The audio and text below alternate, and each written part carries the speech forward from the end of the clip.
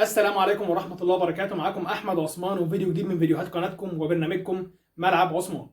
زي ما احنا متعودين نبدأ بأفضل شيء وهو الصلاة على النبي ونقول اللهم صل وسلم وزد وبارك على سيدنا محمد وعلى آله وصحبه وسلم تسليما كثيرا.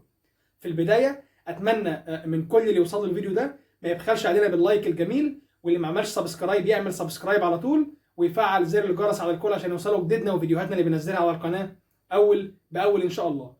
ويلا عشان ما نطولش على حضراتكم نخش في موضوع الفيديو بتاعنا النهارده على طول.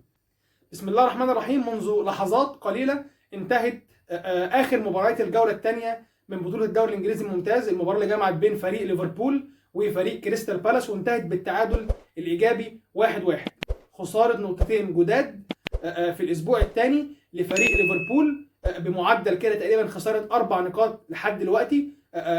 بدايه سيئه لليفربول تقريبا في الدوري السنه دي، تقريبا هي البدايه الاسوأ في اخر 5 سنين ليفربول. يعني خساره 4 نقاط متتاليه في صراع ان انت واحد من الانديه اللي بتنافس على الدوري الانجليزي اخر 4-5 سنوات، وكمان السنه دي الدوري مش هيكون سهل.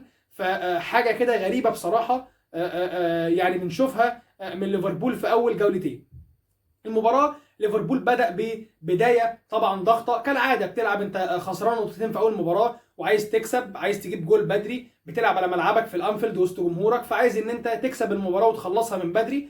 بدأ ضاغط طبعا، ضغط عالي، مارس فيه كل حاجه ان هو ما يعملش تقدم لفريق كريستال بالاس ويحطه كده في تلت ملعبه عشان يسجل هدف مبكر. وطبعا كان في تكتل دفاعي غريب وتكتل دفاعي قوي جدا من فريق كريستال بالاس، طبعا بقياده المدرب يعني الفرنسي العبقري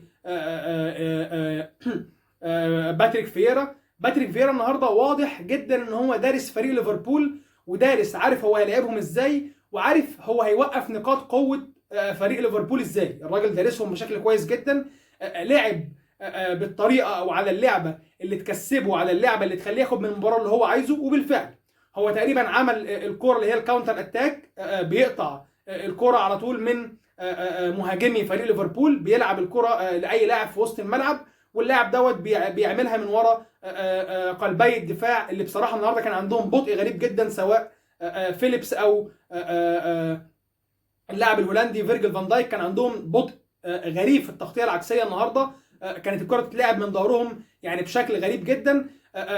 اول كره اتلعبت وكانت اوفسايد وما اتحسبتش وتصدى ليها اليسون، ولكن كانت اوفسايد. الكره اللي بعدها على طول نجح فريق كريستال بالاس في احراز الهدف الاول وهدفه الوحيد في المباراه منها، واستمر فريق كريستال بالاس في اللعب بنفس الاستراتيجيه وبنفس الطريقه، ان هو اقطع الكرات في الثلث الدفاعي عندي ويمرر الكرات الى ان تصل الى جوردان ايو او الى ويلفريد زاها، ويعمل منها هجمه مرتده بتمثل خطوره على فريق ليفربول. استمرت المباراه تقريبا ال 90 دقيقه، هي وان سايد جيم لو هنتكلم على استحواذ او هنتكلم على يعني ضغط هجومي، ولكن الكره لا تعترف بالاستحواذ فقط. انت النهارده ممكن تكون ماسك الكره ومسيطر على ال 90 دقيقه، ولكن استحواذ سلبي معظم المباراه، وده اللي شفناه النهارده من ليفربول. استحواذك سلبي في معظم اوقات المباراه، ما عندكش ايجابيه على المرمى. في حاجه انا لاحظتها، ان طبعا مش عايزين نبخس حق كريستال بالاس ان هم عملوا مباراه وجيم دفاعي قوي جدا يحيوا عليه ويشكروا عليه بقياده المدرب الكبير طبعا فييرا، باتريك فييرا.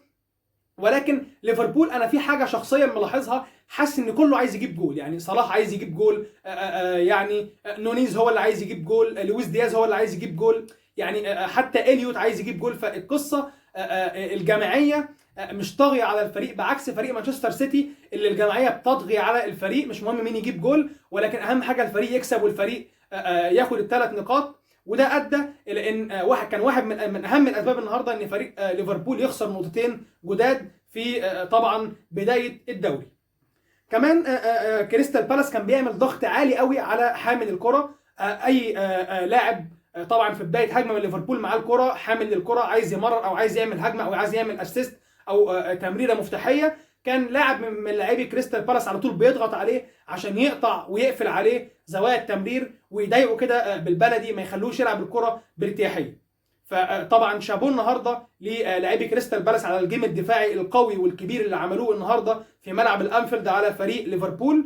وليفربول كده بدايه سيئه، ولكن لسه يعني لسه الدوري طويل ولسه الدوري بدري قوي عليه، ولكن في كده علامات استفهام غريبه على بدايات ليفربول السنه دي. لازم يكون في وقفه من كلوب ووقفه من اللعيبه نفسهم، ان ما ينفعش يضيع مني 4 نقاط في اول مباراتين. وكمان يعني الاسلوب الخططي والاسلوب التكتيكي فيه مشكله في انهاء الهجمات. الفينش بتاع ليفربول سيء جدا. في الدقيقه 58 طبعا كان في الطرد بتاع نونيز اللي يعني فضل عمق بعد كده لحد نهايه المباراه بالنسبه لدفاع كريستال بالاس، ريح مدافعين كريستال بالاس بشكل كبير. بعدها على طول بحوالي 3 دقائق احرز لويس دياز هدف التعادل من هدف عالمي بصراحه، من توغل كده ومهاره فرديه ومن خارج منطقه الجزاء، سدد الكره وسكنت شباك فريق كريستال بالاس لتحرز منها او ليحرز منها الهدف الاول والهدف الوحيد لفريق ليفربول وهدف التعادل في المباراه. بعد نهايه مباراه اليوم نستعرض كده مع حضراتكم جدول الترتيب. هناخد التوب 6. طبعا مانشستر سيتي في المركز الاول برصيد 6 نقاط، ارسنال بنفس الرصيد من النقاط برضو 6 نقاط، برينتفورد 4 نقاط في المركز الثالث، توتنهام 4 نقاط في المركز الرابع، ونيوكاسل 4 نقاط في المركز الخامس، وليدز يونايتد 4 نقاط في المركز السادس. طبعا الترتيب ما نقدرش نحكم عليه دلوقتي، لسه انت بتلعب في اول جولتين، ولكن يعني مفيش حد حصد العلامه الكامله في المباراتين سوى فريق ارسنال وفريق مانشستر سيتي. دي كده يعني حبيت اتكلم عن مباراه ليفربول ومباراه كريستال بالاس بشكل يعني مبسط، وبشكل احاول ان انا اكون يعني وضحت كل حاجه لحضراتكم. دي كده نهايه الفيديو، اشوفكم ان شاء الله في فيديوهات جايه كتير. اتمنى بس انكم ما تبخلوش عليا باللايك، دعمكم بيفرق معايا جدا، واللايك هيوصل الفيديو لاكبر عدد ممكن من الناس. واللي ما اشتركش في القناه يشترك، واشوف حضراتكم ان شاء الله في فيديوهات وحلقات جايه كتير. والسلام عليكم.